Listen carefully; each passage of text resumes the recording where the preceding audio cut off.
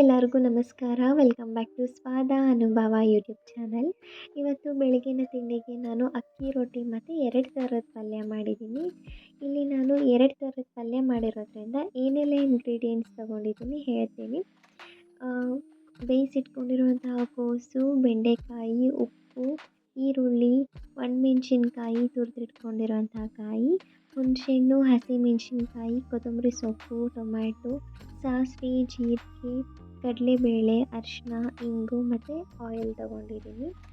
ನಾನು ನಿಮಗೆ ಒಂದೊಂದೇ ಪಲ್ಯ ಮಾಡಬೇಕಾದ್ರೆ ಅದಕ್ಕೆ ಏನೆಲ್ಲ ಇಂಗ್ರೀಡಿಯೆಂಟ್ಸ್ ಹಾಕಿದ್ದೀನಿ ಅಂತ ಹೇಳ್ತೀನಿ.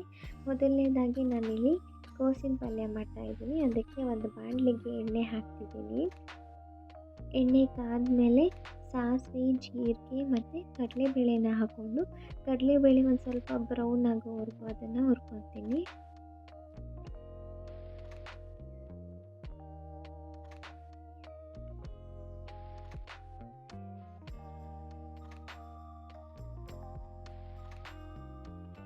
ಇವಾಗ ಒಣಮೆಣ್ಸಿನ್ಕಾಯಿ ಮತ್ತು ಹಸಿಮೆಣ್ಸಿನ್ಕಾಯಿ ಎರಡನ್ನೂ ಹಾಕ್ಕೊಂಡು ಅದನ್ನು ಫ್ರೈ ಮಾಡ್ಕೊತೀನಿ.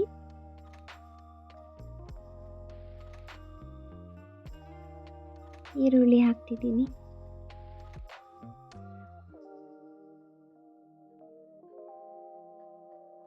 ಕರಿಬೇವಿನ ಸೊಪ್ಪು ಹಾಕ್ಕೊಂಡು ಅದನ್ನು ಫ್ರೈ ಮಾಡ್ಕೊತೀನಿ.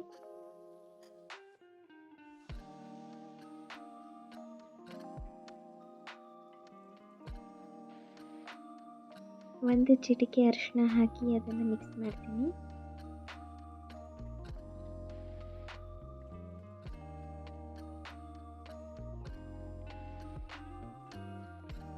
ರುಚಿಗೆ ತಕ್ಕಷ್ಟು ಉಪ್ಪು,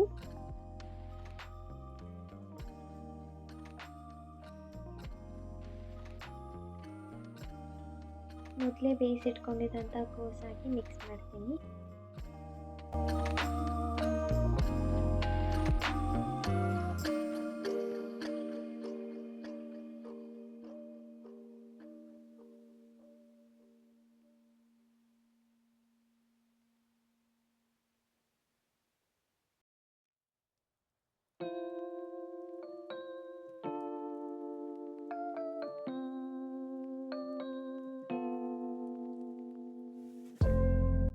ಓಕೆ, ಇವಾಗ ಕೋಸಿನ ಪಲ್ಯ ರೆಡಿಯಾಗಿದೆ.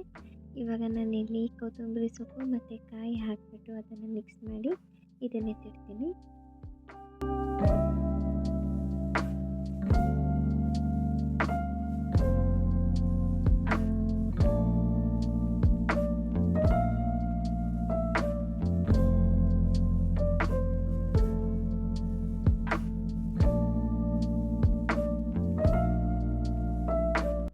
ಬೆಂಡೆಕಾಯಿ ಪಲ್ಯ ಮಾಡೋದಕ್ಕೆ ಇಲ್ಲಿ ನಾನು ಒಂದು 4 ಒಣಮೆಣ್ಸಿನ್ಕಾಯಿ, ತುರಿದಿಟ್ಕೊಂಡಿರೋಂತಹ ಕಾಯಿ, ಅರ್ಧ ಸ್ಪೂನ್ ಸಾಸಿವೆನ ಬಳಸ್ಕೊತಿದ್ದೀನಿ. ಇದಿಷ್ಟನ್ನು ಹಾಕಿ ಗ್ರೈಂಡ್ ಮಾಡ್ಕೊತೀನಿ.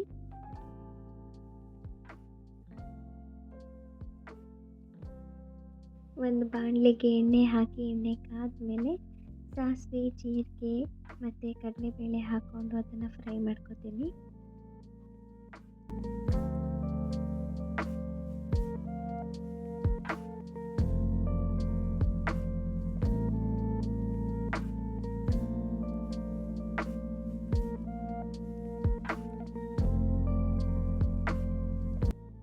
ಹಸಿಮೆಣ್ಸಿನ್ಕಾಯಿ ಹಾಕ್ತಾಯಿದ್ದೀನಿ.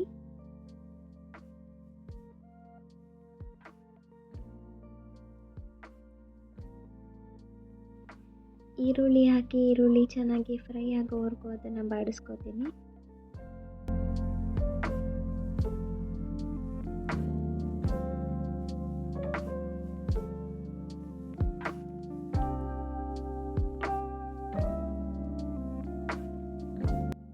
ಕರಿಬೇವಿನ ಸೊಪ್ಪು ಹಾಕ್ತಿದ್ದೀನಿ.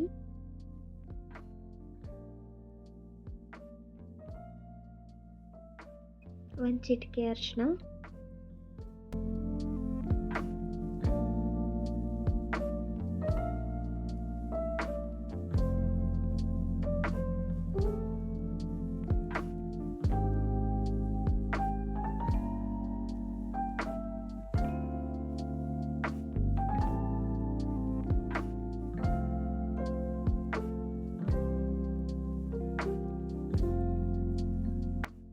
ಹೆಚ್ಚಿಟ್ಕೊಂಡಿದ್ದಂಥ ಬೆಂಡೆಕಾಯಿನ ಹಾಕಿ ಚೆನ್ನಾಗಿ ಮಿಕ್ಸ್ ಮಾಡ್ತೀನಿ.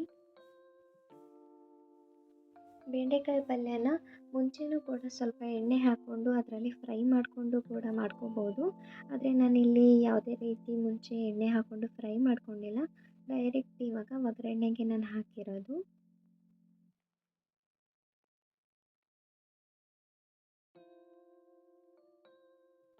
ಒಂದು ಸ್ವಲ್ಪ ಸಕ್ಕರೆ ಹಾಕ್ತಿದ್ದೀನಿ, ಟೇಸ್ಟು ಡಿಫ್ರೆಂಟ್ ಆಗಿರಲಿ ಅಂತ.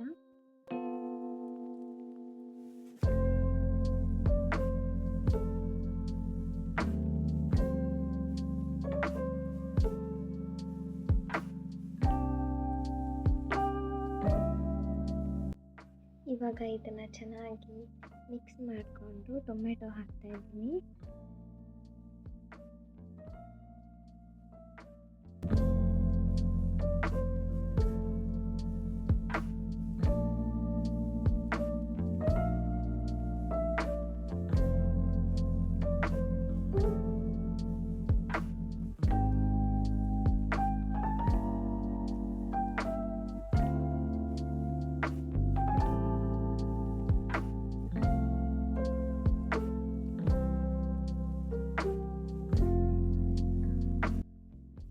ಇದು ಫ್ರೈ ಆದಮೇಲೆ 1 ಸ್ಪೂನ್ ಖಾರ ಪುಡಿ ಮತ್ತು ಹುಣಸೆಹಣ್ಣಿನ ರಸ ಹಾಕ್ತಾಯಿದ್ದೀನಿ.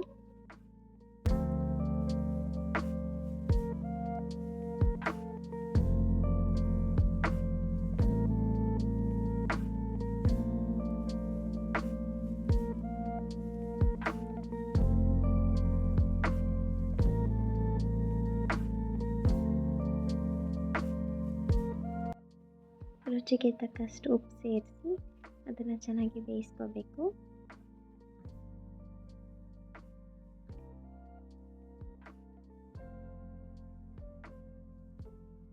ಬೆಂಡೆಕಾಯಿ ಪಲ್ಯ ಬೆಂದಿದೆ. ನಾನು ಆವಾಗಲೇ ಗ್ರೈಂಡ್ ಮಾಡಿ ಇಟ್ಕೊಂಡಿದ್ದಂಥ ಪೌಡರ್ನ ಇವಾಗ ಹಾಕಿ ಚೆನ್ನಾಗಿ ಮಿಕ್ಸ್ ಮಾಡ್ತೀನಿ.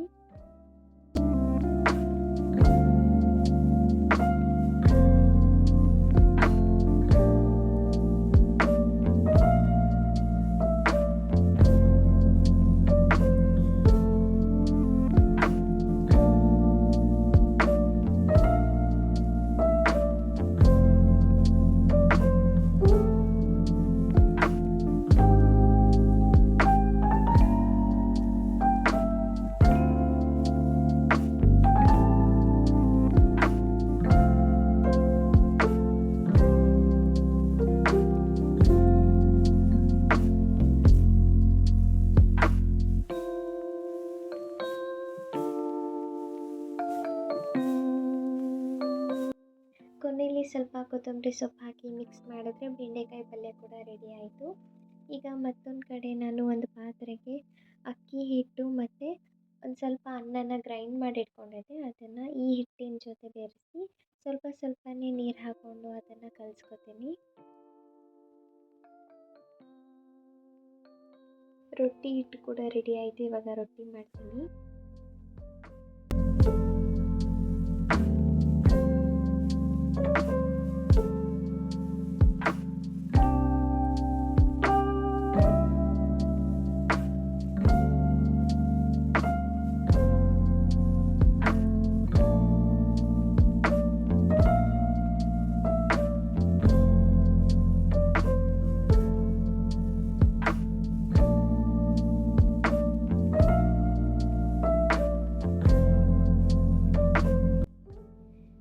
ಇವಾಗ ಅಕ್ಕಿ ರೊಟ್ಟಿ ಕೂಡ ರೆಡಿ ಆಯಿತು.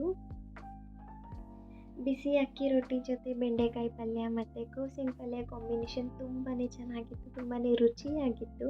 ಐ ಹೋಪ್ ಈ ವಿಡಿಯೋ ನಿಮಗೆಲ್ಲ ಇಷ್ಟ ಆಗಿರುತ್ತೆ ಅಂತ ಅಂದ್ಕೊತೀನಿ.